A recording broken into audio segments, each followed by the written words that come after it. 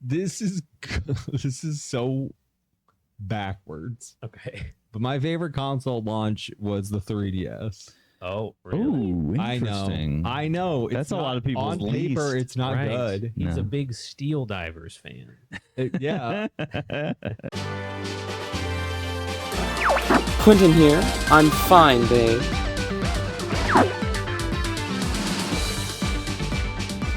This is Ethan. Nah, I'm gonna go. Don't worry, Devin's here. This is time. Let's rock and roll!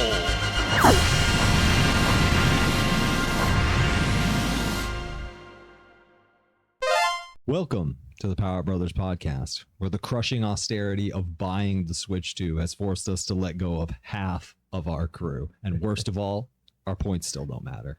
Welcome. I know, it's true. And We were already the Broke Brothers podcast, and now we're even more broke. Yeah. We have literally no money. exactly. Devin had to sell Rachel. Yeah. Yeah. He kept Bailey, though. He kept the dog. Yeah, How right. about that? Priorities. You have to have priorities. Yeah. Fair. Yep. Guys, we might not be the most stacked podcast right now, but it finally happened. The thing that we've been waiting for since we started this podcast, PS5 Pro is out. Oh. Man. At long last. Episode 1. The fire Episode sale. 1. Yeah. I mean, We don't keep up that's with the been news, true for a obviously. year. Yeah, Right. clearly we don't. No, Clearly guys, not. this is interesting. We're on episode 40. 40. 40 of these, and this is the episode right before, if you're watching this, and Devin's actually kept up with his upload schedule. We'll see. The Switch 2 is just 2 days away. Wow. Just 2 days away. So Crazy. And we all somehow managed to get one. Somehow. Allegedly. we'll still see. Canceled. I'm kind of excited. We get to go to a midnight launch event at a Best Buy. I think that's where all three of us got our Switches. How Like- dare you? No. You got one though. I got one. I didn't get the bundle. That's right. Like, That's what it was. I I'm don't want getting- the bundle. I'm getting the bundle. You don't want the from- bundle, Ethan? I'm getting the bundle from my mom. My mom. It sounds funny, Yeah, but it's funny, but it's she true. did get a bunch. Mom did get quite a few. She's quite a But thrifty shopper. that's interesting. Ethan doesn't want the bundle, Oh, you don't want the bundle? but got it. yeah, Ty does want the bundle and didn't get it. yeah, You There guys should are fight each other. yeah. there are We're going to. 8 Mario Kart games. Yeah, There's One so of them way was more than that. remade, Right. right? yeah, And then there have been a bunch of other ones that aren't even numbered, yeah. Right. right? Right. I like one of them. Odds are I'm not going to like Mario. Well, but Kart which one did you like though? 8 Deluxe. Oh, okay. Well, same team, exact same team. That's true. And I've liked everything I've Does seen look for similar. it. But that's why I'm saying that like the bundle The is odds are not- against Yeah, you. it's not Yeah. my highest priority. Yeah, I was finally convinced. I'm Mr. Physical games. And Yeah. so when I heard, in my Mario Kart video, I was like, digital game, lame. I'm not doing it. Yeah, But then I did it because I realized two things. One, save $30. yeah. Broke Right. Brothers. Broke Brothers. Two, this is kind of shameful. I'm not proud of this. Nor When should you Nintendo be. announced that the bundle's going away in the fall, Yeah, and there's going to be a piece of Nintendo history, which is the very first Switch 2 box with a little Mario Kart World sticker on it. They're not going to make that box ever again. I was like, Yeah. I need that box. you need the box. The box. That box is going to be a collector's item. I Yeah. need that box. It's definitely going to be a collector's item, and I'm going to be selling just the box on eBay. So watch out. Are you going to say it's just Watch a box? out. Of course. Oh, And right. Tiny little print. Tiny little Tiny print. little print. You're trying to get back at the guy who did that to you. Yeah, but the problem is eBay has a return policy That's for true. any reason. Yeah, he's kind of doomed. Yeah, Now, guys, it we're doesn't really talking a work. lot about this, but really, Yeah. Quentin's not here. Thank so God. this should be in the news.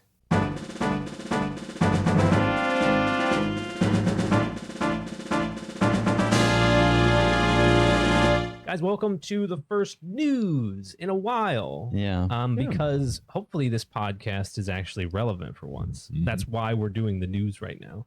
Is that this should be, hopefully, This is Tuesday, June 4th. I really shouldn't have said that. It's not going to be Tuesday, No, June 4th. It will. It will. I believe in you. Yeah, You I got think this. I can I'm do pretty it. sure Wednesday is June 4th.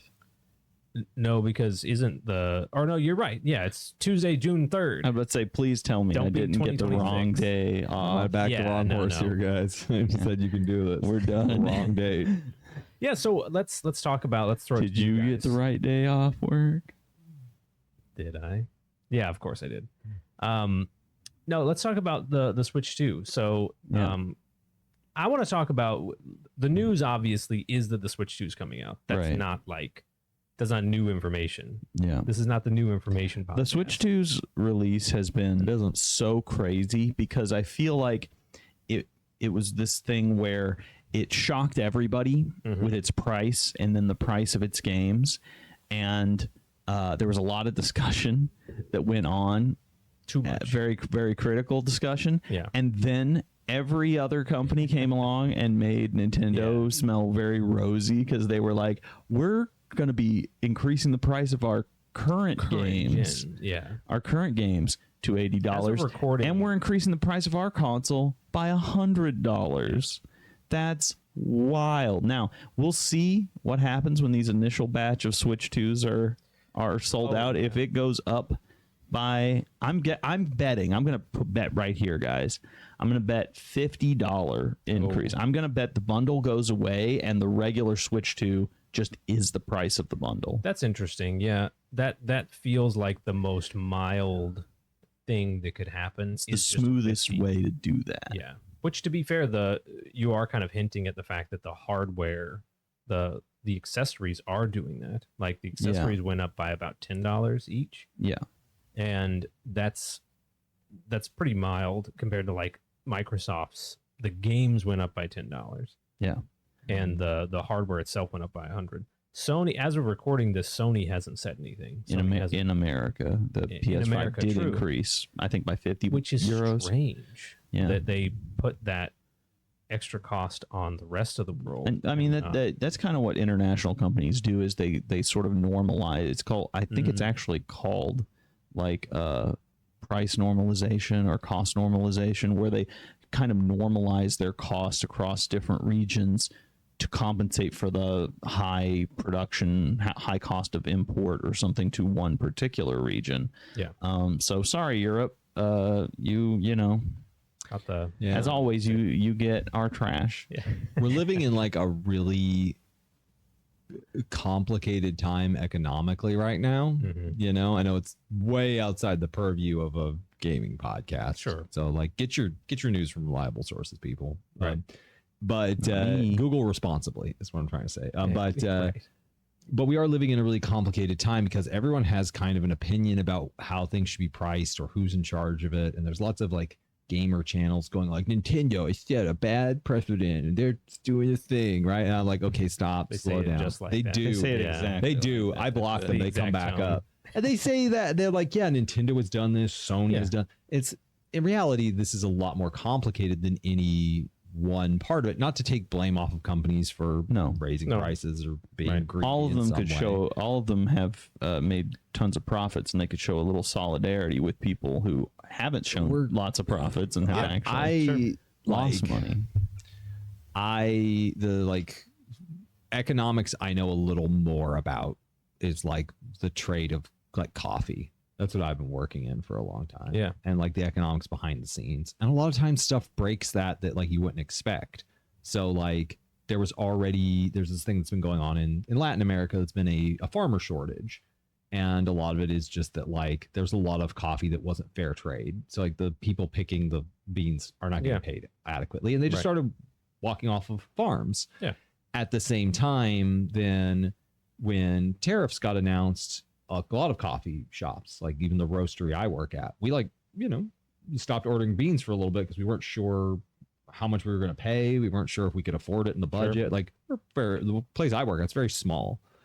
And then that wound up compounding it. A lot of farmers were like, oh, we're not getting paid this month. And they just walked off. And now there are whole farms that aren't running. And people are like, well, why is my coffee getting more expensive? And I'm like, because no one's been picking the beans for a while now. Right. And can we get those people back is a big question mark. Sure.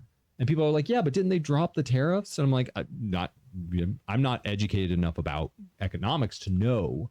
Right. But what I look at is like it kind of didn't matter. They walked away. They don't have farmers anymore. Yeah. And we're dealing with the same thing in the technologies field because like the Switch got delayed because of those tariffs. The pre-orders. The pre-orders specifically. Delayed. The announcement of the price got delayed. Yeah. That has effects. Everyone goes, but then they fixed it. And it's like, it doesn't matter. We were living in a well-oiled machine that like desperately needed a tune-up. Yeah. Right. And then we've let all the oil go out and it needed a tune-up 20 years ago. And now it's running on no oil. It's just burning oil. Yeah. And so with pricing around the consoles, like raising by $50. Yeah. Totally possible. Well, there's just so many right now. There's so many factors that could inflate the price that no one has a handle on. No one's in control of like the ripple effects And that spring out. I don't know about you guys, but like I would not have guessed that the Switch 2 would be the thing that people are like talking about being like Nintendo being associated with being expensive and like being like I was priced out of buying a Nintendo console. Out of it. Yeah, that is a sign of the times, I think. But I didn't want to get too into discussions that obviously people have had around the Switch too a lot. Kind of too much. My point was that this has been a console launch of like bipolar reception. So like, you know, purported specs get released all the time. And people are like always disappointed. And then they have a showcase of games and people are like, oh my God, the Cyberpunk looks so good on this thing. Yeah. And then the price gets announced and everybody's like, oh man, they're just greedy and horrible. And then everybody else starts announcing price increases for their stuff.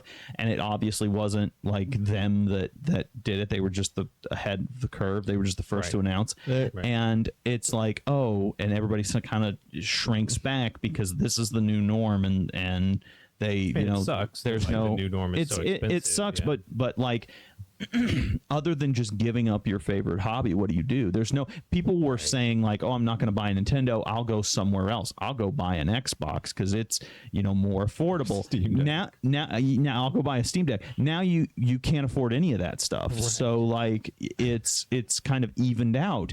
And like I'm wondering what the next thing is that is going to kind of go to one extreme or the other with this console. Like we're looking at the launch, right? Right. And I was looking at the like launch lineups of the Switch 2 versus previous Nintendo consoles. And it's the weirdest launch lineup because I have no idea where it's going to go. Yeah. Someone made it to go along exactly with what you're saying. I saw a very funny meme that was like 3 panels. And the first one was how people talked about the economy in the 20s and 1920. Yeah. And it was this like, it's so over, we're so back, and it's just like this vastly like it's so over, we're so back, it's so over. It's like that bouncing up and down where everyone was super confident that it's gonna fall apart, right? You're talking about the 1920s? Yes, the 1920s and the 2020s. And then someone was like how people talked about it in the 2020s. It's so over, we're so back. And then the final one was how people talked about the Switch 2. It's so over, we're so back. It's the exact absolutely up right. And down, super up and down. And that's the thing. I think the Switch 2's launch lineup of games looks the most. Get ready because you guys aren't going to like this. Here we go. It looks the most like the Wii U's. A lot of ports of other games that have been out for a long time.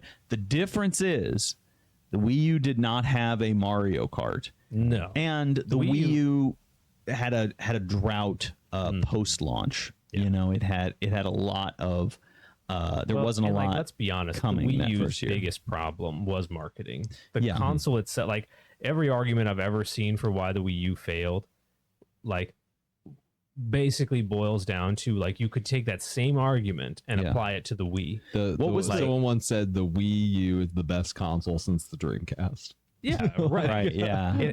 It's like people talk about how it's What's like the Wii U's total sales? like 13 million. I think the Switch 2 may have already surpassed that. It definitely did. It's definitely not. It's definitely not comparable. But but it just the launch lineup being games that have been out for a while. Yeah. And then maybe one or two rather small exclusives. Yeah. It looks very similar. Now the difference is the Switch is obviously launching with Mario Kart, one of the best-selling games of all time. Right. And also the launch year, if the games that have been announced, a lot of them we don't have release dates for, but if they are all coming out for this year, that's a pretty strong year. The Wii U did not have a very strong year. The Wii U didn't have a direction. Yeah, it didn't have any kind of direction, but it the Wii U should have been it should have been delayed a year until, and we'll get into this in topic of the week, but it should have been delayed until 3D World could release with it. Yes, It needed a killer app. Yeah, every console needs a killer app. I feel like one of the things I'm actually already feeling very positive about the Switch 2 is that when Mario Kart came out, graphically it looks so different. It does. They are really willing to change the identity of these characters. So like, everyone's like looking at Donkey Kong being like he's the poster child for that. But you slow down, look at it. Bowser looks different. A couple other characters look different. They openly said they're moving some art style around. In the Ask the Developers, they talked about how for the art style, they wanted to capture the feel of the original box art for Super Mario Kart. Yeah. And what's kind of neat, if you go to the website for the Ask the Developers, they have images like Donkey Kong looks exactly like he does on that box art. Yep. Like, I mean, not exactly. He's like a fusion of Country and that box art. The big eyes are from that box art. Yep. And they have like a not only concept art for the game, but they also have like a graphic demonstrating the difference between Mario Kart 8's art style and Mario Kart Worlds, where they're like 8 was like sleek, futuristic, kind of like had more of an edge to it. And then they're like Mario Kart World has more of a rounded, bouncy, colorful, fun look to it to make it look more like that art. And so I like the fact that they weren't just like 4K Mario Kart. Yeah. They were like, we want a new art style. We want to move forward. I feel like the Wii U did run into the problem where it just kind of looked like a Wii that was running better. Absolutely. And so it has this lack of identity. And the Switch 2 is the worst name of any of their consoles ever. Yeah. Because it just implies that like it's a power up for the Switch 1. Sure. Yeah. And so like the fact that Mario Kart just comes out swinging like completely different looking Donkey Kong. Yeah. Right. Like that's kind of what they needed. Absolutely. They needed to distinguish themselves visually and they needed to put it in people's hands. Yeah. Yeah. That's the two things that'll sell it. And like the funniest thing is people were asking for a long time for just a Wii but better. Yeah. And that's what they got, and it wasn't successful. People have been asking for a long time for a Switch but better. Yeah. And that kind of is what they got. And so I am very interested to see like where this goes. Sure. But I think Ethan's hitting the nail on the head. The way when your hardware is so similar, the way you distinguish yourself is by your software, is by like the art style and the direction you take your characters and your IPs. And so hopefully Nintendo, kind of continues to capitalize on that going forward. They have a serious issue with, like you said, the Switch 2 is a stronger Switch. Yeah. And that's kind of what they needed. You actually didn't need a stronger Wii. The Wii was fine for the scale it was at. Yeah. They just wanted a console that was more powerful because a lot of people lamented no HD. The Switch, the first game I played on the Switch was Breath of the Wild, and you get to the Master Sword, the Kokiri Forest to find the Master Sword, the game drops to 2 frames a second. Like it was clear that it needed more power. Yeah, right. Yeah. Like that was obvious from the second you pick the console up. Yeah. Having one with more power is a good logical step in that direction. But at the same time, if you don't make it clear visually that this is something new, right, you do kind of run into that issue of like, well, why would I buy this? Is it actually stronger? Is it any different? But how is it better? Right. Yeah. It's interesting to me too that like I remember, because I want to talk about the legacy leading up to Switch 2, and like it's interesting how no one was talking about this console, and then all of a sudden everyone was talking about it except Nintendo. Remember we were talking about that? It was the worst kept secret of all time. Like we knew exactly what it was going to look like, exactly what it was going to do. We knew a bunch of launch titles.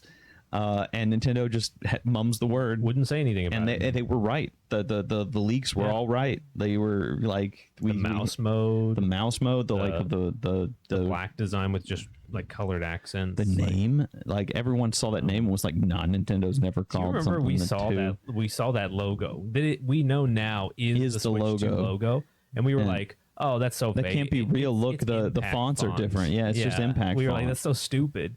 And then They would never do that. the trailer comes out and it's just like, that is it. That's the font. We used impact font. We used it. Yeah, It's not impact font. It's not, but It's so close that I Yeah. feel like it doesn't matter. And a lot of people have pointed out that it says to Nintendo Switch. Yeah. Like it's just a big 2. It's two And then Nintendo the word- Switches duct taped together. Yeah, correct. There's also the thing with like trying Yeah. to sell a Nintendo console. Like you're saying, it's all about the games. Yeah, of it's all about course. the thing. Because I was thinking about this is that like once my Switch is no longer the main console I'm playing. Yeah. And especially because it didn't have backwards compatibility, the Switch 2 can do everything it can do. Right. Absolutely. In fact, like, and this is, we could talk a little more about this later. It apparently has the same menu. No, It does. Yeah. Very similar. Very similar. I'm not a fan of I that. really want folders. Just please. Can I Even have like the- folders? Well, I'll say the one thing I will say is that like the style of the menu is Yeah, it identical. is identical. There's a lot but- of functionality that's not there. You can use the mouse on the main menu and you have Yeah. a cursor. So Well, and the it's a- Switch, I've heard that the Switch's menu is so bare bones because they allocate very, very, very few resources to it do. compared to even like the Wii U and the Wii. The Switch 2 probably allocates relatively few resources to it, but you've got a lot more resources to. there's a whole core that they've identified on the Switch 2 that is dedicated to running game chat in the menu. In the Oh, okay, menus. yeah. So See, like when you're developing a game for the Switch 2, you don't have to. It has 8 cores, but you can only access 7 of them because one core is dedicated to UI and game chat. Okay. So One of the Interesting. things that I think has been good is kind of the thing I was saying is like at some point my Switch no longer has a function. But if I got a Steam Deck instead, it's always a tablet. Like at worst Right. case scenario, it's a tablet. You can install some cool software on there. Yeah. There's always going to be Steam games that are so low requirement that your Steam Deck can play them. Sure. Yeah. People are going to keep making Indie pixel art games. games. Indie games will be made, like with the Switch, that was always a concern of like, What happens to my what library? like the Nintendo consoles can be a little tricky to mod. Sometimes they mod good, sometimes they don't. Most of the time, they're pretty straightforward. Most of the time, the Switch was a little complicated in some ways, but now they've shown off like a couple games where they're like, oh, you can do the cross game thing where you like toss someone a game, airdrop game them share. a game share with a Switch. Even if it's Switch 2, you can drop it to a Switch. Our Split Fiction. Split Yeah. Fiction. Mhm. You It's can- a Switch 2 game. It's not on Switch, but you can game share with an original Switch. if crazy. that's the model going forward, then an investment in the Switch 2 might last into Switch 3. Sure. And it means that it's a better investment. You have to calculate that when you're Mhm. talking about the investment into Yeah. something, because that is a selling point of the Steam Deck. Yeah, that is sure. a factor that Yeah. people Sure. talk about. Now that's kind of got to be considered as a factor too for Nintendo. Yeah. Yeah, like to some extent, I remember I was sort of lamenting the fact that we were kind of done with the big changes in consoles, in the sense of like, the Wii is really nothing like the GameCube conceptually. I know that on a hardware level, it's that same ATI processor, just sort of 2 of them running at the same time. But conceptually, the Wii is nothing like the GameCube. N64 is maybe the biggest jump from Super Nintendo to N64 is insane. And I was kind of lamenting that we lost that. But in reality, I remember I was kind of okay that like the DS just sort of looked like an iteration on the Game Boy. I know they changed the name, but I was like, oh, it's a Game Boy with 2 screens and a touch screen. It's but 2 Game Boys. it's 2 Game Boys Yeah. taped together. The Game Boy 2. Huh? And ultimately, with the Wii U's failure, Nintendo was just sort of like, let's just do portables, but let's just make it so you can play your portable at home. Like, Yeah. they were like, let's just the Switch, at least in my opinion, is just as much, if not more, of a successor to the 3DS than it was Oh yeah. the Wii U, because it is portable. You can Yeah. take it with you. And I think that Nintendo has always owned that market. And Yeah. so I'm curious what you guys think. I don't think that's going to change with Switch 2. A lot of people think that like the Switch 2 is going to really struggle against like Sony's next portable that they've announced and stuff. Unless, I mean, the problem is it'll all come down to pricing, right? Like Sony's next, if Sony comes out with a portable, the rumor is Microsoft is coming out with a portable. Yeah. You know, how expensive is this thing going to be?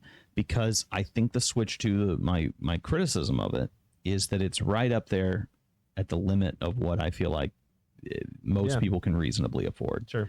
And $500 is a lot. Yeah, and I'm worried that an increase in price due to economics is going to hurt it because even just $50 might push it into that range of up. I can't afford it anymore. I guess I'll get a Switch 1, or I'll just keep playing, you know, my current game console, and so if Sony announces a new game console and it's the same price as the Switch, they might have something, but if I think I wouldn't want to do it if I was Sony. I wouldn't want to invest in a new market when the market is so uncertain right now. I'd want to stick with what I know is working, and you know, what's working for them has been the PlayStation 5. The PS5 Pro didn't sell like crazy, but I feel like it, to some extent, I feel like it wasn't designed to. It was designed to be an enthusiast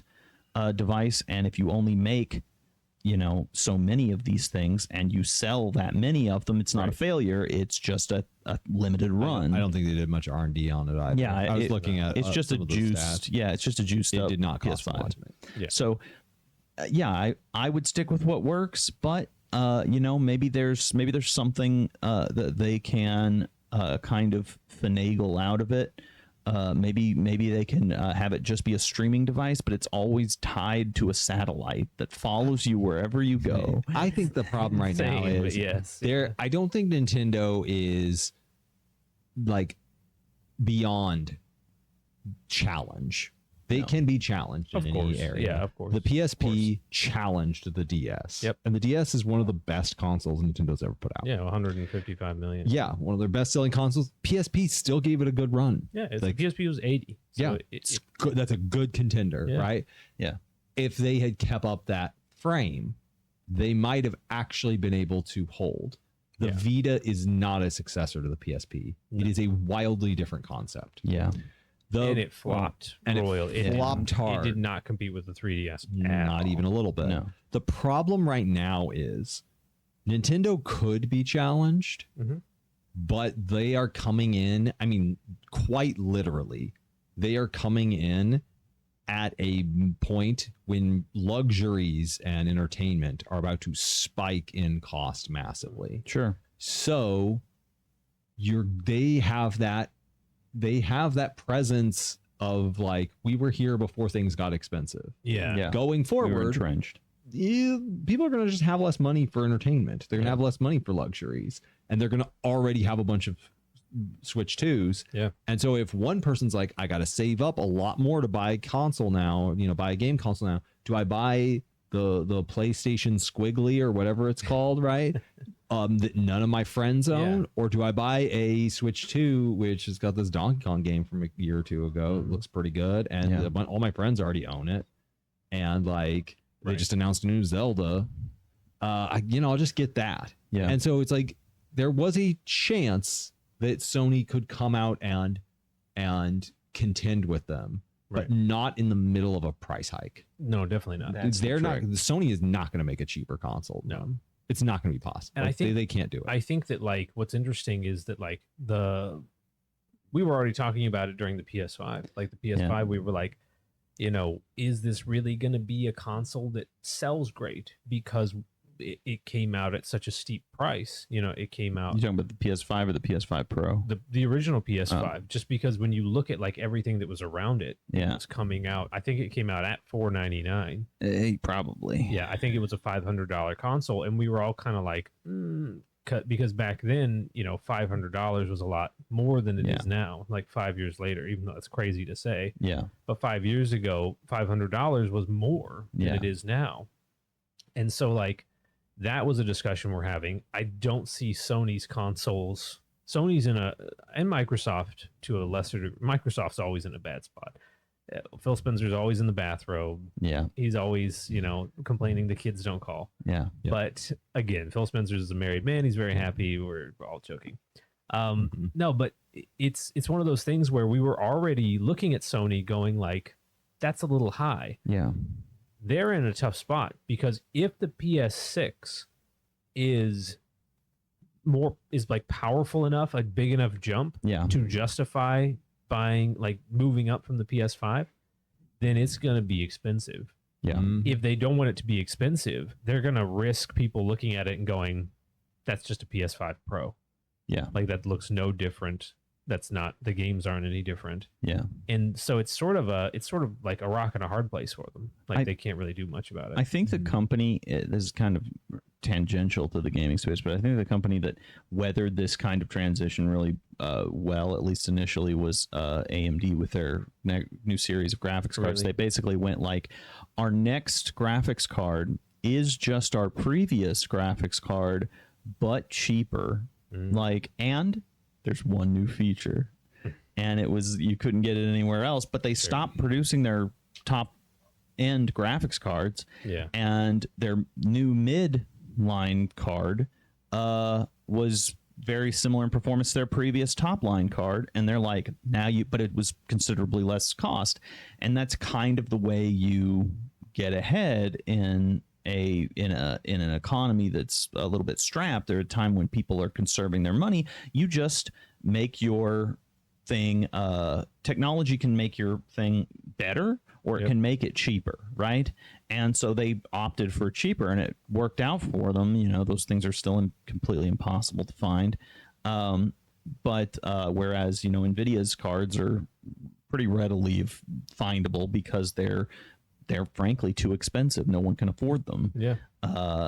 And so that, but I think that Sony has been pretty good with the PS5's price. Like we said, the PS5 Pro was a little bit pricey, but I think it was always kind of designed as a luxury. And so it remains to be seen if they come out with a portable system, what they will do or target. But I don't think it's happening anytime soon. No, I don't either. If it was in the works, I think they'll probably delay it. Yeah. For at least a couple of years. So the thing I'm curious about is like looking at the fact that the Switch 2 is coming up. Yep. And everything that we're going into it with is like, I do think that this will potentially be the first console to break the mold for Nintendo. I do think it's going to have a lot of success. Yeah, I think so too. I think it already has broken a lot of the like Nintendo like standard mold that they've been in. For better or for worse. For better or for worse, we'll see. Yeah. Yeah. So I have a proposition of a topic to talk about real quick to wrap this all up. okay, sure. Let's go around since we don't have Quentin or Harrison here. Huzzah. What is one thing you guys think the Switch 2 needs to do to be successful? All right, Ty. They haven't already announced doing. Okay, Ty, go for it. It needs to play Xbox games. Already done. It is an Xbox. It is an Xbox. It has Banjo-Kazooie. Everything is an Xbox. Xbox. That's true. Yep. The thing that the Switch needs to do to be successful, I mean, like, I think it's doing most of the things that it needs to do to be successful. I think its success mostly comes down to a matter of advertising and economics, but that's not a fun answer. So I'll give you guys the more fun answer. like something. I'll give you guys the fun answer. All right. It needs to have a new killer app, right? Okay. It needs a Splatoon. It needs that new app. Yeah, a new IP, a new concept, something no one's ever heard of. You maybe mean like like Switch 2 Welcome Tour, or like a Pokemon Go kind of something thing? like that. Outside of the mold? Something very different, like a Switch 2 Welcome Tour. Yeah. I think that has the potential to be its killer app. Yeah. Now, Devin, what does Nintendo need to do to make this console sell? So they need a What does the killer Switch app. do? No, I'm just kidding. How original. No, they need Talk about how they should play Xbox games. they need to be an Xbox. I think that in order for it to really take off, in order for it to really do really well, Yeah. they need to have another 2017. They need to have a moment where people look back on it and they go like, dang. Like, and I think 2026 could be that for them. If they, a lot of people are thinking that 3D Mario is going to be this year. That's going to be their holiday season. As I deteriorate and the time ebbs away, and I realize that Mario Odyssey was my last 3D Mario game, I am less confident in that. I feel like it's probably next year. They're probably not going to crowd Metroid or Donkey Kong Bonanza, especially because Bonanza is the 3D Mario team again. And it's one of those things where like the 3D Mario team made Donkey Kong Jungle Beat. Right. And then there was no 3D Mario after that. You had to wait for the Wii to get Mario Galaxy. So I would say that we're going to have to wait until next year. But that means that 2026 could be the next 2017 of like people.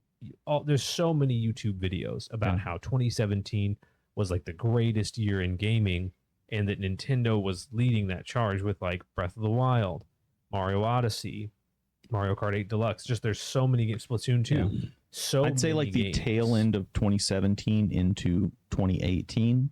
Like if you go from the middle of 2017 to the middle of 2018, you get a Zelda game, you get Red Dead Redemption 2, you get like all of these like legendary titles. Didn't the first God of War come out right around then? Like I think 2018. It's a great time for games like in general. So that's what they need. They need not just like a game. They do need that, but they need to have in order for it to be the next Switch to like get in that 100 million marker. You're gonna have to have a year where the fans are just like, we can't take anymore, like 2017 was.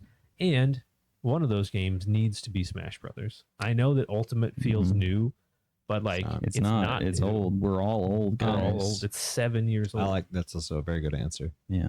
I have like two things in mind. One of them that's cheating. You said one thing. I know. He baited us. My first thought is something like I've said before, but it's not. That's why I'm going to just mention it, but it's not. It's something I've mentioned before. Sure. Is that I feel like, given our conversation about the economics of everything, if they want to be really successful, they need to create a division that can put out, given the size, like anywhere between smaller games, 7 to 12 small games. Yeah. That cost anywhere between $10 to $30. They need to put their money where their mouth is when they talk about this, flexible pricing model they're going to. It can't just be some games are more expensive and the rest stay at 70. Which is the norm. They need to create a team. I mean, right now, honestly, a team of like 5 to 4 developers in 6 months could put together the next 2D Zelda. And it could be just as good as the Oracle games. Like the tools they have at their disposal to make these like 2D games are ridiculously easy and intuitive. Yeah. Make indie studios make indie games basically. Sure. And it could be a small division, but the fact that that we would have Nintendo IP games, Star Fox, Zelda, Mario, they would come out that would just be, pixel art or look like DS games. Right. That would be $20-$30 games. That would be huge. But the actual thing I think that they might need to do is give players a good reason to play socially. The Switch really struggled in that no one took their Switch anywhere. It's almost like something happened where you couldn't go anywhere. No, but it was a meme. Is that I pick my Switch up off of the console and I go over to the couch to sit playing and facing away from the television.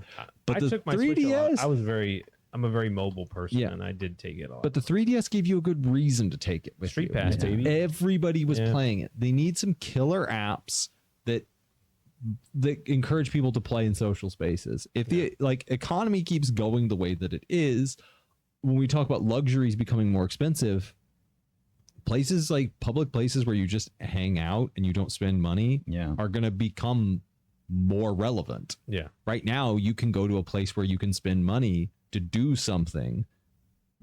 As money becomes a little tighter, it might be more economical just to go to the park, or just to go to like a coffee shop and just get the cheapest thing and hang out. Sure. And giving players a good reason to bring their Switches to those places means that like it keeps it in the conversation even when the economics don't let people engage with it. That's interesting.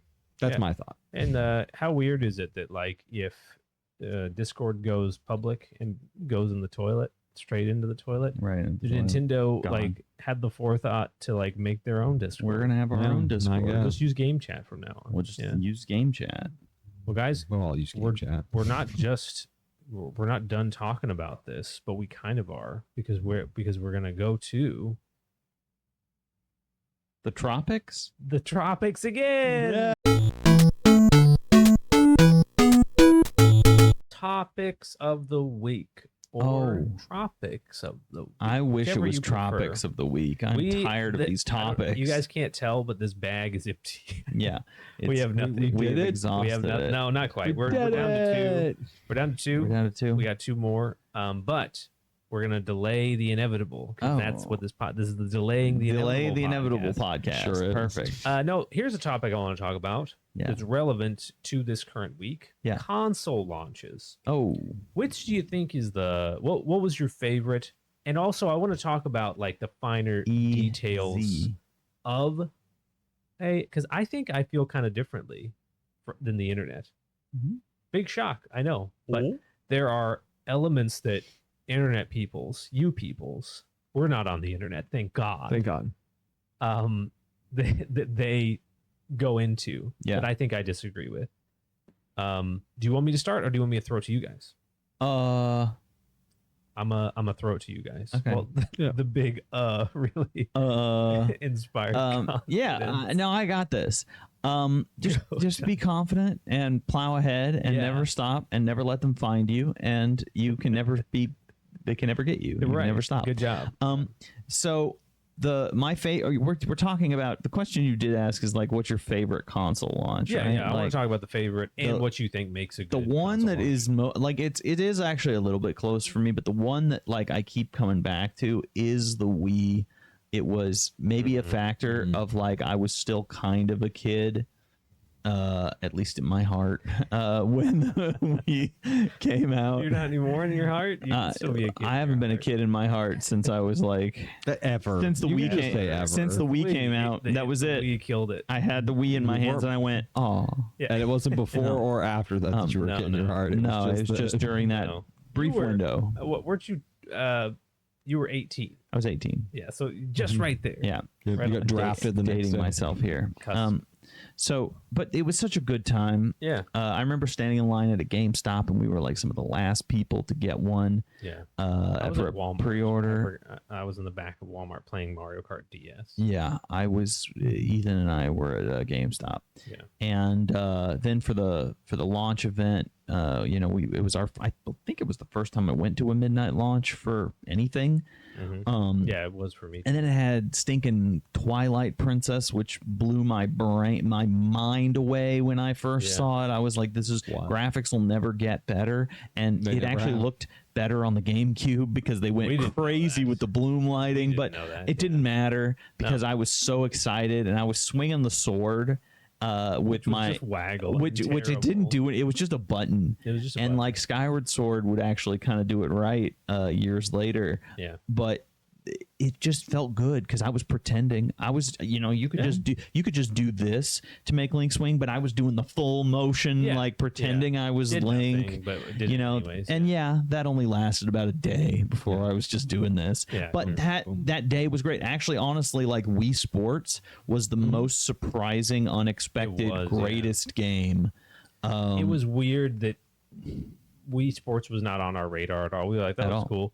But like, But it was I a pack-in, remember thanks to Reggie. we took like, we took like an hour Yeah. just making Mii's because that was just fun. Yeah, it was just fun. making Mii's. Of And us then and we- everyone we knew. We played Wii Sports all night to Yeah. the point where we only got maybe like 20 minutes into. We weren't even out of the village, Orden Village of Twilight Princess because we were just like, oh, let's just see what Wii Sports is like. Yeah. And then we went crazy playing it. it was constantly. wild. Yeah, Yeah. it was insane. So it was the Wii. Yeah. I think it was That's the your Wii. favorite. I had fun with the Switch, but I was a full grown up, and I brought my Switch home, and I drank a bunch of coffee, and because I drank coffee by then, and I looked at my college diploma on the wall. And thought, I am a grown man. And then I went and played Zelda for like the next 16 hours Yeah, straight. like a giant child. Yeah, Yeah. correct. Yeah, But I didn't play Wii Sports. No, you didn't. There was the no Switch is interesting analog. because it pretty much just only had Breath of the Wild. There was like Shovel Knight and what is it? Kind There of was pretty Snipper much it. Clips. I bought Snipper Clips. Yeah. The Switch launch was fun, but the Wii was definitely, and both of those consoles though do hit home the idea that like sometimes one game is all you really need. Or two. One killer app. The Wii Sports is awesome. Yeah. And it was kind But it of was a a pack-in. phenomenon. But it was a pack in, and it's not like a super in-depth game. It's a party game. Right. Like it's like a party game for fun. Yeah. It's kind of weird that the Switch didn't have that The Switch at had launch. Switch Sports eventually. Like 4 years later. Switch go. Oh, it did have one. It had 1-2 Switch, but I don't think that I've was never a launch. played No one title. knows. Yeah, no Fun one- it fact: was a no launch. one's ever Right. It played. was a launch title. Okay. Yeah. Ethan, what's your favorite and why? What's your favorite console launch? So this is so backwards. Okay. But my favorite console launch was the 3DS. Oh, really? Ooh, interesting. I know. That's a lot of people's on paper. least. It's not Right. good. He's No. a big Steel Divers fan. Yeah. I mean, it Kinda. actually is kind of addictive. It's a good game, yeah. But What happened with the 3DS was it launched and I got a hold of it and I looked at the menu and I went, "This is the greatest console it's ever existed. Look at this menu." It did have the So best it menu. does have the best It menu. has the to best date. menu of any. I- of them. Yeah. It's simple yet effective, God. and it had folders. I could not for the life of me understand what 3D graphics, like the 3D effect, was going to look like. I had like a True. little mod on the 3D. That was on the DS. really There was exciting. there was a demo on the DES where you could like tilt the screen really fast and it would No, it's like simulate. you cross your eyes or Yeah. something. Yeah, and Yeah. it would like simulate it. There was all this stuff. People had like tried to explain and analogize and give comparisons and do that, this, that. And I'm like, I don't understand any of this. I don't understand what they're Yeah. talking about. And I was so excited to get my hands on it because I just want to know what a 3D console looks like. Yeah, the concept of The first and parallax only. barrier was I- very strange. Had gotten to try it briefly at a Best Buy event.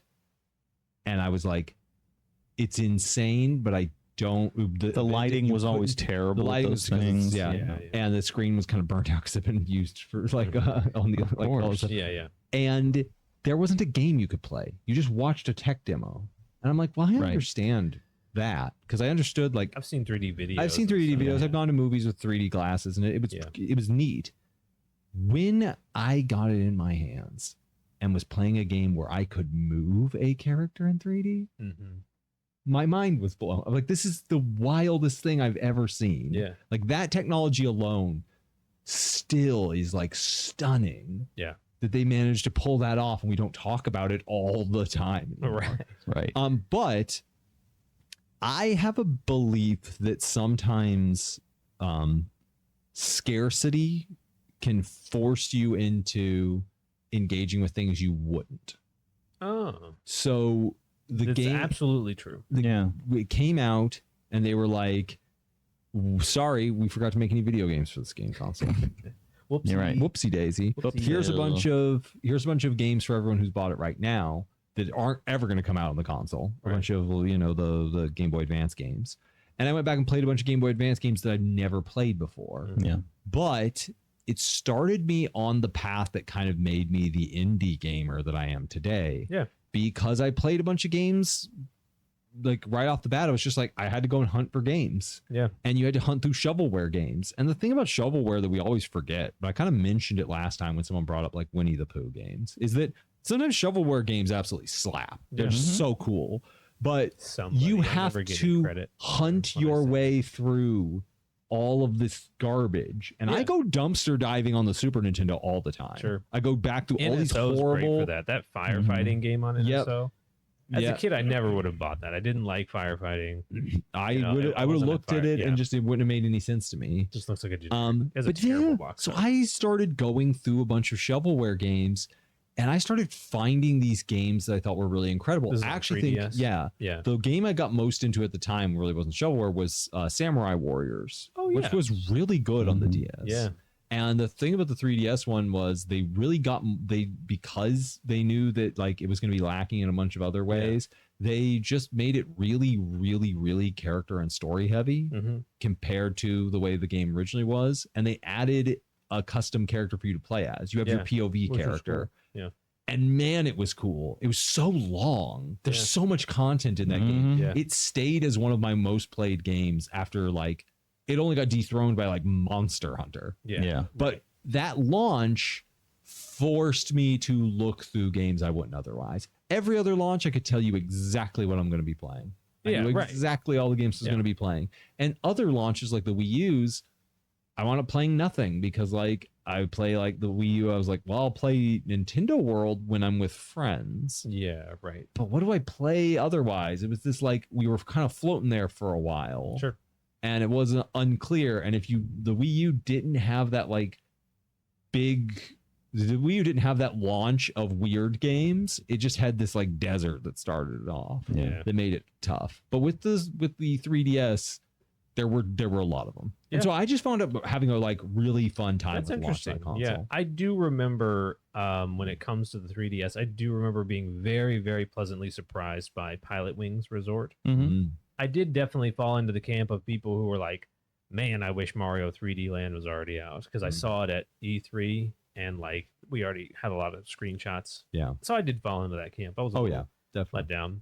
My favorite console launch is actually the first one I can ever remember actually being a part of because like I can't really like my favorite console is the N64, but I was 4 when it launched. I was not there for it. But my favorite is the DS. The DS is my favorite console launch because I remember that's actually really the first time that we had a console we didn't get it day one, but we had it in the window of like pretty early. I remember I was the only one who went with mom because I was little. And I went with mom and mom told me not to tell you guys, but we were getting a DS. She like pointed at the big sign at a Sam's Club for a DS and I lost my mind, especially because I was going to be the first one. I was going to play it on the car ride over. And she was actually kind of upset that I opened it. But as soon as I got in the car, she didn't say don't open it. I just opened it. She's like, did you open it? And I was like, yes. But I remember it kind of set me down this path of like taking our stuff. Of taking I remember you guys' stuff. Yeah, right. Yeah, you guys remember well. Yeah, I loved it. No, it was crazy to me that like Mario 64 was on a portable. That blew my mind. And it really started me down this route of like, I've said it before that Nintendo kind of broke my brain because now I like demakes. Like I kind of like when a game is like is the same game, but then they like have to just shrink a little it down. worse. Like Kingdom Hearts on 3DS is just like Kingdom Hearts, but your characters are like 5 polygons. Yeah, and the maps are really tiny. The maps are really tiny, and the Keyblade is like a JPEG. But it's a good game, yeah. I loved that.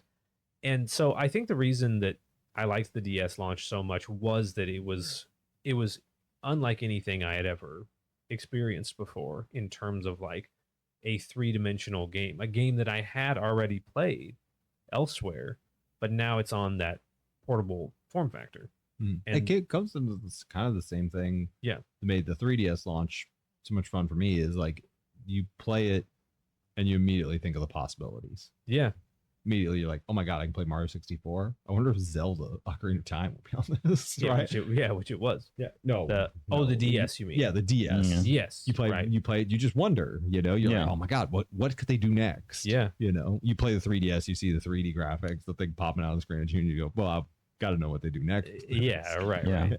And the 3DS was like, I remember playing Mario. I remember playing Mario 3D Land, and it felt like a Wii game. Yeah. Which was not that long ago. By the time I played the DS, I was playing GameCube games like Mario Sunshine and stuff. But I just loved the DS launch. Like I thought that like it was, and it proves, we'll segue into this part of the topic. It proves what I think, where I kind of disagree, is some people will go back in time and like look at older console launches and will say like, oh, this one's kind of bad. There was nothing there. There was only this one game. I think that's all you need. I think if you're talking about launch day, like launch week, I won. Like, I know a lot of people are like, no, it's better to have variety. And maybe that's true. But what I can say with confidence is that you don't need it. Like, if you have that one, because every time you look back at a successful console, oftentimes it only had one killer app. We were like Breath of the Wild. Well, we were looking at the console launches, and like the NES had a stacked console launch. It had a ton of games that are in America, fondly remembered, in America. But the Super Nintendo had Super Mario World. That was what it had, and it worked. Yeah. The N64 had almost nothing, but it had Mario 64. Yeah. The GameCube had basically, it had a lot of games. It had by far the most, and probably the weirdly weakest launch. In terms of consoles, because there was nothing that was so recognizable. Now it turns out that like Luigi's Mansion is a darling of a game, but nobody knew what it was, right? And so it didn't have that recognition. It needed a game people go like, I have to own that, right? It needed a Breath of the Wild or a Mario 64 or something like that, or hopefully a Mario Kart. We were talking about it when Tears of the Kingdom came out. Yeah, we were all like scratching our heads, going, why not save this for the Switch too? Yeah, right. And then they showed Mario Kart World, and we went, that's why they didn't save that for the Switch too. It's, you look at Mario Kart World and you go, oh, wait a minute, how much did the last Mario Kart sell? And like, you can't even like count, like it's an unfathomable number. Like everyone on the planet owns 2 copies of the game, right? And so it's somehow. like, so you go, oh, okay, that makes sense. That makes sense. Right. Nintendo, which is weird. It is the first time that Mario Kart's ever launched on the console. Yeah, makes perfect sense though. But it's also the first time Mario Kart sold like that. To be fair, Wii was close. Wii was close. Really? And then 8 and then 8 Deluxe have all sold. Yeah, really strong. 8 couldn't have sold that well. It was on a console that only sold 13 million. It sold like 14 million. Again, everyone owned 2 copies. Is like sitting at 10 million, one of the highest attach rates of any game. Now, what? Just to take us, bring everything around. Sure. What are some things you guys are surprised we haven't seen for Switch 2? Oh, I know what mine are. Mine are the obvious, so I'll start. Where are those Zelda remakes? No, where's Wind Waker and burning Princess? in the fiery pits of Tartarus? I don't get that's it. Where they're at. Kit and Krista said they saw them. That's true. I believe them over everyone else in the world. Oh, I don't. I believe that they've been made. Were working there, I believe they exist, but why don't they exist in my living room? Well, the thing I will say is that Aonuma has a very clear track record when it comes to remaking Zelda games. It's just a little strange sometimes because he started with Ocarina. Yeah. That was the first one to get a remake. Yeah. Then he went to Wind Waker. He skipped Majora's Mask and went back a few years later and did Majora's Mask. Then he did Twilight Princess. Now he's done Skyward Sword. What's a little strange is that 2 of the remakes got stranded on a console nobody owned. Yeah, they ported every other game, even Xenoblade. Got an excellent port to the Wii, to the Switch. Yes. And those 2 are they're the last survivors on this sinking ship, and we've got a life jacket for them, and we just refuse to give it to them. I don't want them anymore. I don't want them anymore. No, I don't want them. There's a button on the NSO app when you're playing Wind Waker that just switches seamlessly to the HD version. Yeah, no, that's the thing is like I don't want them anymore because now I want better. Yeah, you want an enhanced. Now that we're on Switch 2, I want Wind Waker 4K. I want Twilight Princess 4K. Oh, yeah, absolutely. Because those games, like Wind Waker, I think was like, pardon me, I'm gonna mute that part. No, Wind Waker was like, was 1080, but then a lot of times Twilight Princess was 720. Yeah, and so I'm like, maybe on Switch you could have gotten away with it, but now also like the Miiverse functionality needs to go away. Like they got to replace it with something. Yeah, like here's the thing: I would love to see game share. Make game share and do Yeah. the tingle tuner. Oh yeah, Because it's not in It's not HD. in it. How is that going to work on Nintendo Switch Online? It's not. It's not. It's just not. It's just going to be the Pokemon Stadium thing where they're just like, we're not. No, doing we're not doing it. We're not doing We it. have Game Boy Advance games. We have GameCube games. We're not connecting. We're not going to count them. But that's mine. Yeah, that the The Zelda games. I Why haven't don't we know. seen them? I don't know. Ethan, what's yours? What are you shocked? Something Switch weird that doesn't have? you were just sure would have happened by now. Something weird that I was sure would have happened by now. You know, I'm kind of this wasn't one I was very sure about. This was one that I was more worried, and I'm glad to see didn't happen. Was Fire Emblem. I had kind of gotten this sinking feeling that we were going to see a Fire Emblem, and I'd hoped they kind of learned some lessons going forward. From Engage. Yeah, from Engage, I felt like it was the wrong time for a lot of things leading up to the Switch. When the Switch 2 was coming out, I was kind of thinking, well, they're going to cover their base with all this like bright, colorful, cartoony stuff, and then give us a more dark fantasy Fire Emblem. A remake of 4 would be the perfect game. 4 has very little magic in it. Yeah. It's very very gritty and realistic, very mature themes. It kind of would have been the perfect thing to balance out the list of games they have right now. I don't know. I feel like the Dusk Bloods like jumped in and was like, "I'm your dark and gritty balance." Pole. True. That is a Switch exclusive right now. It is. I mean, I also did see a man with a T-Rex head.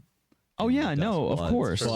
But it's still a From yes, it is still from Soft. I saw that in Elden Ring too. Yeah, right. That was a salamander head. It's different. Right.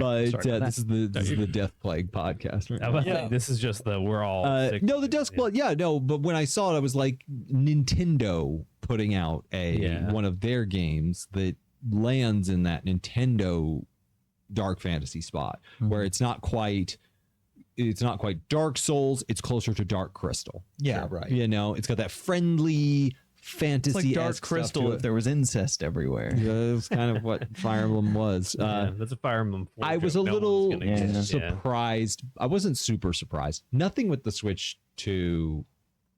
My expectations were kind of low. Okay. I didn't have a ton of things I thought was going to happen. Sure. So Fire Emblem was the one I thought was going to happen at the highest possibility. I just didn't think it was going to happen. I'm not surprised all that strongly that it's not there. Sure. It's a little confusing because they have talked about it for a while. Yeah. It's not Kit and Crystal levels of confirming, but it is, Yeah. For me, the low-hanging fruit was like the 3D Mario thing. But I will say the confusion on that dissipated when I saw Donkey Kong Bonanza. So I'm not going to say 3D Mario. The thing that I would say is the most shocking that we really haven't like heard anything about, we don't know anything about, is like a dedicated like original IP that we haven't heard. You said they needed it. Yeah. I'm shocked that they didn't have it because almost always Nintendo comes out swinging with something new. Yeah. If you remember, there's this really weird video. You telling me you don't think it's the wheelchair game? Oh, actually, that's their dedicated new isn't it IP. Sad that I forgot about that. Like, okay, so I was wrong. That is it. The new thing, I guess. Dragon Drive. Yeah. Sorry, That's not the new Nintendo. I IP. forgot. I mean, that's the seat. that should That's a tell you bench something warmer. that like that ARMS had like instantaneous Instant appeal, characterization. yeah. Like you knew the characters right No, away this was and- clearly like a tech demo. They thought we Yeah. can squeeze some money out of this. Yeah, right. I don't think it's a full price game. Maybe it is. I hope not. I don't think If it's you gonna sell not anything, one if you person don't. will pay $70 for that game. No, but do you remember that weird video where like a businessman who's like jacked comes up to like a little girl and it's kind of like, what's about to happen here? Right. And he like his arms like turn into arms like springs, and then they start fighting and she turns into Ribbon Girl and he turns into Spring Man. Yeah. That was the weirdest thing I'd ever seen in my life, but it was like, I love ARMS. ARMS is great. Yeah. So underrated game. It is underrated. very underrated. I'm glad that it's getting free updates. Like, that's pretty cool that it's getting free updates. Yeah. So that's what we're looking forward to the Switch 2. And by the time this podcast airs, we don't have it. We don't have Devin it. did a good job. Devin did a good job. Put it out on Tuesday. He put it out on Tuesday. If our it's new not schedule. Tuesday, Devin did a bad job. And now he's off the podcast. he's It's just kicked you off. two. It's just us. It's just you two. It's just All right, us. now a proper topic. All right. Reaching into... Remind me when we're done here. I've got another one for the bag. Okay. Just to I keep will it going remind you. forever. This is one of the last two, so I wonder which one it'll be. Mm. Still has time. It can't be me. I had like one. We'll All right, let's see. see. I had a lot. This is Ty. Told you I had a lot. And this, I'm glad that we grabbed this because this relates to Switch 2, kind of. What? Ty, is radio silence bad or terrible? Is that actually what it says? Yeah. Is radio silence So bad or the reason I say terrible? that this is interesting to the Switch 2 is Yeah. that we just talked about the fact that Nintendo Yeah. didn't say anything about the Switch 2. Let everybody else talk about the Switch 2. Is now Right. suing Genki because Genki Talked about the Switch talked about the 2. Switch 2. Was their radio silence bad? Here's why radio silence is bad, even if it works out for you. And I think Okay. to some degree it may have worked out for Nintendo in this instance. But radio silence is ultimately bad because it lets somebody other than you control the narrative around your thing. And maybe you get lucky and that narrative is like a lot of anticipation, or maybe you get unlucky and somebody goes, I think it's just an add-on for the pre-existing Wii U. console. Yeah, And right. you don't immediately target that guy's family for an extermination. Right. And like you don't want to let anybody control the narrative around your game, around your console launch. You want to have it out there. Now, you can obviously communicate too much. People can get burned out on the topic, but just regular communication of like a little update here and there, in general, I think is a good thing. Like, I think Nintendo did a really good job with Metroid Prime 4 with coming out and just saying, we restarted, it wasn't working out, we're going to try and make the best game possible. They then went radio silent until they had something to show, but they've been showing Metroid Prime for a little while now in the lead up so that they can kind of direct the look at this game. It looks amazing on Switch and even better on Switch 2. Like it and so like, but just nothing but radio silence right up until the moment you drop something. You don't want to let other people run that. Right. And I think that's why it's terrible. But do you guys just think it's just bad?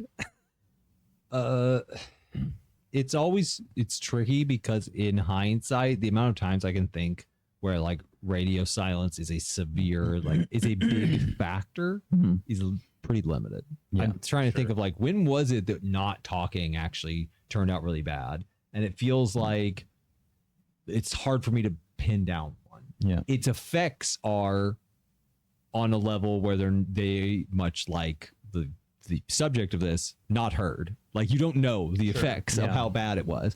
Sure. I think the thing is that people think it's a binary of like, we either show you the Switch 2 or we say nothing about Switch 2. Right. And there's a That's not there's what a I- happy middle ground where that is not radio silence, and it's also not blasting the radio at full volume. Right. It is the like coming out and being like, hey, Nintendo, we have a new console coming up and it's going to be really interesting. We've got some really cool stuff to show for you.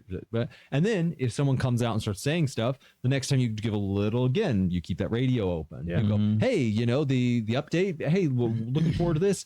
The thing that they did one time that was actually good is like, they said one of the directs was not going to contain information about the successor to the Switch. And it's like, that's good. Get out ahead of that. Get out ahead of it. But they could have also been like, hey, there's a lot of speculation and a lot of misinformation. They're getting a lot of stuff wrong. Right, So let's just just talk remember, if about it doesn't come from Nintendo official, we have things to share, but we haven't shared anything yet. Yeah. That would have gotten out ahead of like, if someone had read like, oh, it's an add-on, and then they would have gone, oh, Nintendo just said there's a lot of misinformation. I should probably just wait. Just talking to us. Just about talk to it. Yeah. You don't have to sue anybody. Just get over it. Like, don't sue anybody because that's pointless. It's already done, and it's not going to dissuade anyone in the future from talking about it. No. They're going to talk about stuff. I think it was mainly like Genki, they didn't sue D-Brand, who like showed off a Switch 2 case and like showed a Switch 2 inside of it, Yeah.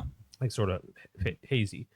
I think they got on Genki because Genki got a hold of a Switch 2. and then took pictures, videotaped and it. then And like that's mainly probably why they're like, Yeah. you showed off our product before we did, and Yeah. you probably got it unscrupulously. yeah, Probably. I mean, I'll give you an example of recently proof of exactly why you're talking about that. Radio silence, there is a time where like being silent is good, like especially if you've got someone like trying to stir up trouble, Yeah. and you just ignore it. That's Sure. probably a good thing. Radio silence is good, but you're not talking about. I don't even think you're radio silent in that case, though. You just don't talk about that thing. exactly. You talk about something Right. else, and that is different because it changes the narrative. Yeah, you just don't get involved Yeah. with it. Yeah. But the recent example I'll give is the wonderful developers over at Analog. Yeah, Is like Analog had maybe the most hype they've ever had over any of their platforms. Like the closest is probably the Pocket. The Analog Mhm. Pocket was a big deal because there aren't really Game Boy clone consoles that are worth anything. Like Yeah. the Superboy is the closest, and it's not. It's a portable Super Nintendo, which is why people liked it. But the Game Boy itself doesn't really get clone consoles that Yeah. are like, and so the FPGA technology, which is like a clone console that's almost flawless, that basically runs the games exactly. Like, and also, if just as a quick side tangent, people out there who keep saying hardware emulation, that's not a thing. You're talking about a clone console. It clones the original console. Yeah. It is not. Emulation changes the way a game loads. Hardware emulation is not emulating anything. no, Emulation literally means to pretend to be something else. If it's hardware, it's not pretending. It's hardware. Anyways, back to the subject. So like the clone console, the Analog. That's what I was talking about. I'm definitely not stalling to collect my thoughts. Yeah. I'll explain to you what actual hardware emulation is right after the podcast. Okay, great. Yeah, that's great because I don't understand that. No, but the main thing about Analog is that they had all this hype around the Analog 3D, a 4K N64. Yeah. Everyone was excited. I was excited. And then in October, I made my pre-order, and they had all this hype around it because they were like, first quarter of 2025, it's coming out. Now, first quarter ends in March. And so we're all like, okay, we're excited. They go dead silent. And then all of a sudden it's February, like late February. And we still don't have the release date. We know quarter one, and that quarter one's getting to its last month. Then we get into March, and we're 2 weeks into March. Still don't have the release date. And then people start getting stirred up, and they're like, they better not delay it. Because if they're going to delay it, they should have delayed it in February or in January at the beginning of the first quarter. And people were already angry because people were fuming because it was the third week of March and Analog was radio silent. They said nothing. And then literally on the Tuesday of the last week of March, Analog put out a tweet that had just generic information updates, and just one of the bullet points was like, the Analog Pocket is getting a firmware update, and then just one little bullet point is Analog 3D has been delayed to July. That's nothing else. No big announcement. They treated it like it was just like, oh, by the way. And now like all of that momentum and stuff is gone. Like no one's talking about it. Right. I'm not going to make this into a short because no one's talking about it. No one would watch it. Yeah, no one will watch it. Just like the rest of our shorts. And the Switch 2 comes out the month before. It's So not like great the timing was terrible. And if you had just come out and said, there's no way you didn't know you had to delay it, Analog. If you just come out and said in like mid-February, like, hey guys, we've just gone ahead and made the decision to delay, and you made like an announcement like, hey everybody, sorry, we had production issues, there was some stuff, that would have been good. But radio silence may have killed all of the hype of one of the most hyped up clone consoles ever made. Yeah. Which is crazy. Yeah. I think it causes people to worry, even if you're not doing any, you're right on track. If you just don't talk about it, people start to get worried. Right. And that worry can negatively affect your perception. Right. And so if Do you you just think that, do you think that like Nintendo is one of the only people that pulls it off? Because you could say that there was a lot of radio silence around what the Breath of the Wild sequel would be. yeah. But when it comes to software, I think in general it's a good thing that Nintendo says nothing, because it was so exciting to see Mario Odyssey and be like, oh my gosh, Mario Odyssey. I had never seen it before. And then at the end of the trailer, they're like, by the way, it's coming out in 4 months. That's awesome. Mhm. Like, I feel like if Mario Odyssey though had been like heavily leaked and people were already talking about it, go ahead and say something. or had been announced, if they not announcing the next 3D Mario game, it doesn't matter when you announce it. It's not exactly the kind of radio silence that we're talking about. We're talking about like if Mario Odyssey gets announced and then 6, 7, 8, 10 months go by and we hear nothing. Yeah. Years go by and we Right. hear nothing. Right. And it's like, okay, now we're worried. Right. Team Cherry. Yeah, I was about to say we get it. It's Silk Song. This was all a thinly veiled rant against Team Cherry and their terrible decision not to talk about Silk Song for 6 years.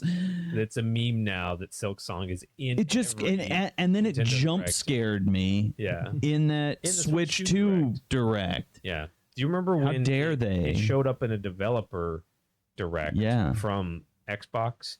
And they were like, all of these games are coming out in 2024, and Silk Song was on there. 2024. And now it's 2025, Yeah. and unless I've just missed it, and Silk Song is just on the eShop. I'm fully convinced at this point that if it comes out at all, it's going to release to no fanfare and like a stealth release, and you're only going to hear about it because some guy's going to go, do you know Silk Song has been out for a week? Yeah. Which is sad. But And they yeah, haven't- they I haven't- feel like the people can only be disappointed by the levels of anticipation for something like that. And so, yeah, you should. I feel like give people nuggets. That's the correct way to do it. Just give them little nuggets of information. The only reason to go radio silent after you've announced something or when there are rumors is if something terrible is going on behind the scenes. Right. Something horrible is happening. Probably. Probably. So, They like, probably deleted the whole code and had to Yes. start from scratch. Yeah. That's my Exactly. theory. Silk Song, they found out that the engine they were making the game in was a pedophile, right? I mean, that almost kind of did happen because a lot of indie developers moved away from Unity after they tried to pull that pay per sale. Yeah. And Silk Song is a Unity game. You so can't maybe just it's come an out and Unreal say it. game You now. can just come out and say Yeah, it. it But could the thing is, like, there's always some kind of disaster. Like there was a game I was following for a while. I can't remember what it was called though. It was a game made by a paleontologist. It was like his old dinosaur themed. Do you remember one I'm talking about? I vaguely remember that. Because originally it was just supposed to be playing as raptors, and then he expanded it to like Triceratops and Iguanodon and Tyrannosaurus Rex, right? Yeah. Didn't we And- Saurian? It might have been Saurian. Yeah. Saurian? And then he went radio silent for a while, and we were all like, "Oh, what's going on? Why has this game gotten any updates for the past 7 months?" I think it eventually did come out. But No, it he wasn't, like- announced what had happened. The guy he had been partnering with had basically stolen all the money from their Kickstarter, Ooh. and like he had successfully sued him, but not gotten enough of it back, and lost too much momentum, and basically couldn't finish the game. And so he kind of like softly released it, and like he was very transparent about what had happened, but he was very quiet leading up to it. And it's like every time now when they're quiet and they don't have a good reason, they're sitting around going like, no one needs to know anything about this. It'll just come out when it comes out. And but on the other side of the fence, all of us are looking at it and going like, it's a disaster. someone definitely stole all the money and got arrested on charges. They're all gonna. Yeah. They've taken the money and run. They took all the money from the Kickstarter and then they Cosby'd somebody. Yeah. Like it's like the worst case scenario. It's always across the worst board. case scenario. They violated international laws and they killed a They are on the dolphin with a hunt. shovel. The Israeli government is hunting them down. Yes. It's always this combination of horrible things on the other side. And on the side of the like radio silence, it can either be because something terrible is happening or because nobody thinks they should come out and talk. Yeah. But we're not going to assume the second I think we one. can like define radio silence as like people are expecting a response. Yeah, it's and not don't keeping get secrets. it. That's different. No, because I like the fact that I didn't know anything about Donkey Kong Bonanza. I did too. Yeah. That was until perfect. I saw and it. it's coming out next month. But if it's like, if there's just a bunch of images But that was a leaking- secret, Yeah, right. right? If it's just a bunch of images leaking of Donkey Kong games and it's like and we're all kind of like, what is that? or they announced Donkey Kong, and then 2 years later, we don't know anything more about it. We're like, something's wrong. Look at like Zelda games have crazy long development cycles, but even with like Tears of the Kingdom or Breath of the Wild, they give you a nugget every once in a while. They're like, hey, it's still going. Hey, look, this is a picture. Sure. This is a picture from Hyrule Field. Isn't that crazy? Yeah. Goodbye. You know, at least we know that it's not The delays canceled. were disappointing, but at least they were telling us about The it. only game I feel like Nintendo, like they were really good in the beginning with Metroid Prime, but then for the last like 4 or 5 years, they didn't say anything. Yeah. But just because they had come out and said, we're having to restart this game, I feel like they probably should have like been like, hey, Yeah. the restart's going really well. Here's some Here's updates. some updates. How weird is it that Samus that is game in does it. not have a release date? It's very bizarre. And I'm kind of convinced that they're not sure. They Where to wanted to put it. see how the Switch 2 was going to sell before they finalized a release date for it. Because I guarantee that game has been done for like a year. You think so? Like, They're just waiting. I'm kind of curious about that. I'm kind of like, I think they're waiting Is for it a good time done? slot. Nintendo's Yeah. kind of known for this, for sitting on games until they have a time slot they feel like it will do well in. right. They've done that for the past since the Wii era, I would say. And so I think it's been done for a while. Really? Yeah, purportedly Metroid Prime Remastered was finished over a year before release. Yeah, no. They use those as gap fillers. Yeah, Prime they use them as Remastered gap was fillers. definitely done, and then like that's why it just kind of got dropped in a Nintendo Direct. Yeah. They're just sort of like, okay, it's time now, and then they Yeah. put it out. So, Hmm. so that's radio. Talk about contact me, Team Cherry. Yeah, Send me an email. Drop me a line. come on the pod. Come on the pod. Love Come to on the have pod. you. You don't even have to talk about Silk Song if you don't. If you want won't. to. Yeah, so You do have won't. to talk about a solo song. Well, guys, that was a pod. That was the That pod. was The the next pod. time we are sitting in this room together, we will all be sitting here with Switch 2s, or we Yeah. will be dead. To be fair, Or that is luck, pretty but no. much all that can stop. Or Yeah. Best Buy lied and canceled our pre-orders. We're at the last second. dead. Yeah, You we're get dead. We're all dead. you get to Best We're Buy all and stuff dead. one We don't- comes out going like, I don't know what you're talking about. There's no Switch 2 here, and you see that his badge has the Team Cherry logo. Yeah, they're Like, I all. don't know. Oh. We were in charge. going on a of killing it. spree. Great. Guys, if you're still here, thanks for being here. Thanks for coming. Yeah. Go down in the comments. Let us know if you're excited for the Switch 2. Leave a pizza emoji because I'm hungry. Because we're going to get pizza. I'm starving.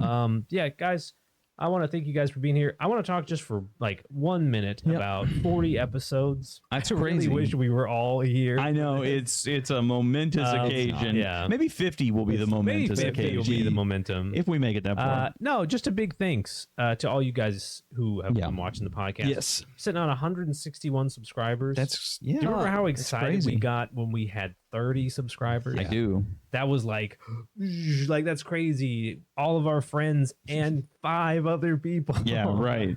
No, but Yeah. thank you guys for half being here. half of our friends. Yeah, actually, kind of, yeah. No, but thank you guys for being here. If Yeah. you're still here, go leave that pizza emoji. Leave that Get some pizza for emoji. yourself. Get some pizza for yourself. Treat On me. yourself. Yeah, on us. On me. No, On yeah. our suggestion. Right. Yeah. All right, and Devin's gonna have my credit card information scrolling across the bottom of the screen. Get yourself I should. get It's gonna yourself a be slice. blinking. It's gonna be Get yourself a blinking. slice of Yeah. pizza. No, and I don't want to jinx anything or put more on my plate, but we've got some really cool stuff coming that we've been. Our production is not going I have downhill. nothing. We have some cool Production's stuff. getting better. Everything else in the world It's getting better. Yeah, exactly. We're getting better at Yeah. producing. Yeah. So hopefully look forward to that. Maybe the Saturday after the Switch 2 comes out. Something will be posted on the channel. Maybe. Check it out. Subscribe if you want to hear it. Maybe. Guys, thanks for being here. Goodbye. See you next week. Good night. Good night, guys. Oh, so long. See you later. See you later. Au revoir.